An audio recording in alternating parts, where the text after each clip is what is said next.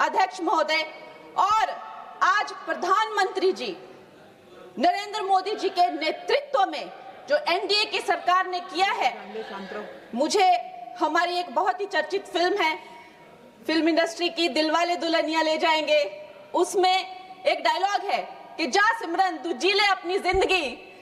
तो आज हमारी सरकार ने इस भारतवर्ष की बेटियों को कहा है, महिलाओं को कहा है, सारे पिंजरे टूट गए हैं, सारी दीवारें टूट गई है, जाओ बेटियों तुम जी लो अपनी जिंदगी।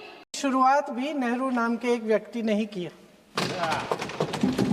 लेकिन घबराइए नहीं, ये वो नेहरू नहीं है जिनसे आप इतना कतराते हैं। ये उनके पिताजी मोतीलाल नेहरू जी ने एक रिपोर्ट तैयार की थी 1928 में, और उस प्रतिवेदन को उन्होंने कांग्रेस पार्टी की कार्य समिति को दिया था। वो एक समिति के अध्यक्ष थे, उसमें उन्होंने 19 मूल अधिकारों की सूची बनाई थी। 1931 में सरदार पटेल जी की अध्यक्षता में कांग्रेस अधिवेशन हुआ था कराची में। उस कराची अधिवेशन में इस प्रस्ताव को पारित किया गया और वहीं से ये शुरुआत हुई कि महिलाओं का समान अधिकार हमारे देश की राजनीति में शामिल हुआ। उसी समय one vote one citizen one value का सिद्धांत भी हमारी राजनीति में स्थापित हुआ। आपको ताज्जुब होगा ये जानकर कि जबकि इस सिद्धांत की वजह से हमारे देश में महिलाओं को वोट देने का अधिकार आज़ादी के पहले दिन से मिला, अमेरिका जैसे देश में ये अधिकार उन्हें इस अधिकार के लिए 150 साल इंतजार करना पड़ा, संघर्ष करना पड़ा। हमारे देश की राजनीतिक व्यवस्था में महिला आरक्षण लागू करना भी दुनिया में एक ऐसा ही अनोखा कदम था। पंचायतों और नगर पालिकाओं में 33% आरक्षण का प्रावधान भी भारतीय राष्ट्रीय कांग्रेस की सरकार ने स्वर्गीय राजीव गांधी जी के नेतृत्व में सदन पटल पर पहली बार पेश किया, मगर उस समय ये प्रावधान पारित नहीं हो पाया। आज आदरणीय प्रधानमंत्री महोदय जी ने भी इसका जिक्र किया, लेकिन हमेशा की तरह उन्होंने आधी बात बोल दी। उन्होंने कहा, सदन को ये बताया कि विरोध करने वाले कौन थे, उन्होंने ये नहीं बताया। उन्होंने कहा कि इसका विरोध हुआ, कौन किसने विरोध किया और नहीं बताया। विरोध तो आप ही ने किया था, भाजपा ने। कुछ सालों बाद स्वर्गीय श्री पीवी नरसिम्हा राव जी के नेतृत्व में कांग्रेस सरकार ने इस कानून को सदन में पारित करके लागू किया। आज अपने भाषण में प्रधानमंत्री जी ने जब पंचायत की आंदोलित महिलाओं का जिक्र किया, तो ये समझ लीजिए कि इस कदम के चलते ही आज 40 लाख पंचायत प्रतिनिधियों में से 15 लाख महिलाएं हमारे लोकतंत्र में भागीदार हैं। 2010 में स्वर्गीय प्रधानमंत्री डॉक्टर मनमोहन सिंह जी और यूपीए की अध्यक्ष श्रीमती सोनिया गांधी जी के नेतृत्व में कांग्रेस पार्टी ने लोकसभा और विधानसभा में महिलाओं को आरक्षण देने का फिर से प्रयास किया। राज्यसभा में इसे पारित भी कराया, लेकिन लोकसभा में आम सहमति नहीं बन पाई। 2018 में आदरणीय श्री राहुल गांधी जी ने मोदी जी को एक पत्र लिखा और उस पत्र में उन्होंने कहा कि ये महिला का जो आरक्षण है ये 2019 तक लागू हो जाना चाहिए। मुझे लगता है कि यहाँ आकर प्रधानमंत्री जी राहुल जी का मजाक तो बना लेते हैं, लेकिन घर जाके उनकी बातों पर गौर करते हैं, क्योंकि हम आज उसी बात पर चर्चा कर रहे हैं। वैसे आज प्रधानमंत्री जी की बातों से ये लगा कि भाजपा ही महिला आरक्षण के चैंपियन, प्रस्तावक और सबसे बड़े समर्थक रहे हैं। इनके पूरे भाषण में यही बात थी, जबकि ये कह रहे थे कि इन्हें इसका श्रेय नहीं चाहिए। कोई भी महिला आपको बता देगी कि बार बार बहकाने वाले पुरुषों को महिलाएं झट से पहचान लेती हैं। थोड़ी सावधानी बरत लीजिए। पकड़े जाएंगे। आखिर जब 2023 में राहुल जी के पत्र को पढ़ने के कुछ सालों बाद, हाँ, उसके बाद पढ़ लिया। आखिर जब 2023 में आदरणीय प्रधानमंत्री नरेंद्र मोदी जी की सरकार ने यह अधिनियम सर्वसहमति से पारित किया, तब भारतीय राष्ट्रीय कांग्रेस ने अपनी विचारधारा के अनुकूल इसका पूरा समर्थन किया। आज भी इसमें कोई शक नहीं होना चाहिए कि भारतीय राष्ट्रीय कांग्रेस महिला आरक्षण के पक्ष में डट कर खड़ी है और खड़ी रहेगी।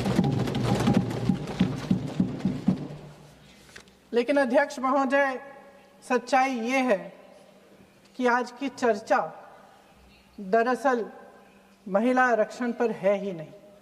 जो विधेयक के सरकार ने पेश किया है, उसका प्रारूप हमने पढ़ा, उससे पूरी चर्चा ही बदल गई है। उनकी सरकार के इस विधेयक का सार सुनिए। सबसे पहले इसमें लिखा है कि संसद में महिला आरक्षण 2029 तक लागू होना चाहिए। अब सहमत है। फिर कहा गया है कि इसे लागू करने के लिए लोकसभा सदस्यों की संख्या 50% बढ़ानी पड़ेगी। मतलब कि सीटों की संख्या 543 से बढ़कर 850 तक बढ़ाई जाएगी। और इन सीटों को बढ़ाने के लिए एक परिसीमन आयोग बनाया जाएगा जो 2011 की जनगणना को आधार बनाकर ये कार्य करेगा। ऊपर से इसमें कोई आपत्तिजनक बात नहीं लगती, मगर इसे गहराई से समझा जाए तो इसका असली मकसद उभरता है। वह राजनीति की बू जिसका जिक्र प्रधानमंत्री महोदय ने किया, वह राजनीति की बू इसमें पूरी तरह से घुली हुई है। दरअसल इसी सरकार ने महिला आरक्षण का जो विधेयक सर्वसहमति से 2023 में पारित कराया था, उसमें दो चीजें थी जो इस विधेयक में नहीं है। उसमें लिखा था कि इसे लागू करने से पहले नई जनगणना और परिसीमन कराई जाएगी। अब अचानक क्या हो गया? मन बदल गया। वही सरकार पुराने आंकड़ों के आधार पर क्यों आगे बढ़ना चाह रही है और इतनी जल्दबाजी क्यों? अध्यक्ष महोदय, ये हमारे देश की सच्चाई है कि प्रतिनिधित्व का सवाल जनसंख्या के सवाल से जुड़ा हुआ है। जब तक जातीय जनगणना नहीं होती, सभी वर्गों को उचित प्रतिनिधित्व नहीं मिल सकता। यह अनिवार्य है।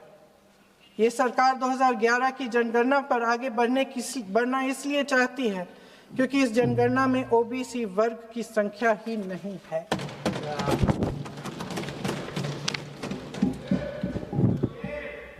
आज प्रधानमंत्री महोदय ने बड़े हल्के में बोल दिया कि इस वर्ग और उस वर्ग के बारे में हम बाद में देख लेंगे।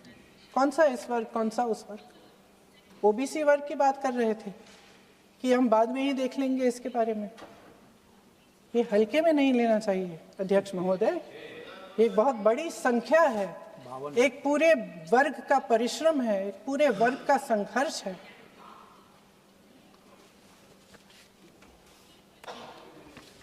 इसे टेक्निकल मुद्दा बता के उन्होंने अपना पल्ला झाड़ दिया। हम इनकी मांग कर रहे हैं, हम इनकी ज़रूरतों को आगे कर रहे हैं, हम कह रहे हैं कि इनको भी अपना हक मिलना चाहिए, और प्रधानमंत्री जी ने उसको एक टेक्निकल मुद्दा बता दिया। हमारे प्रधानमंत्री महोदय किस बात से घबरा रहे हैं? इसी बात से ना कि जब नई जनगणना होगी तो इस ओबीसी वर्ग के असली आंकड़े निकलेंगे और उसमें पता चलेगा कि ये वर्ग कितना मजबूत है, कितना बड़ा है, और उसके हक को कोई नकार नहीं पाएगा। 2011 की जनगणना को परिसीमन का आधार बनाकर प्रधानमंत्री जी ओबीसी वर्ग की ये हक छीनना चाहते हैं। उनके साथ एक बहुत बड़ा अन्याय करने जा रहे हैं। अध्यक्ष महोदय, कांग्रेस पार्टी कभी नहीं होने देगी। हमारा संविधान सबका है, ये देश एक एक देशवासी का है, किसी एक का हक छीनकर इसे नहीं चलाया जा सकता। इस विधेयक में सिर्फ यह अभाव नहीं है, एक और खतरनाक अभाव है।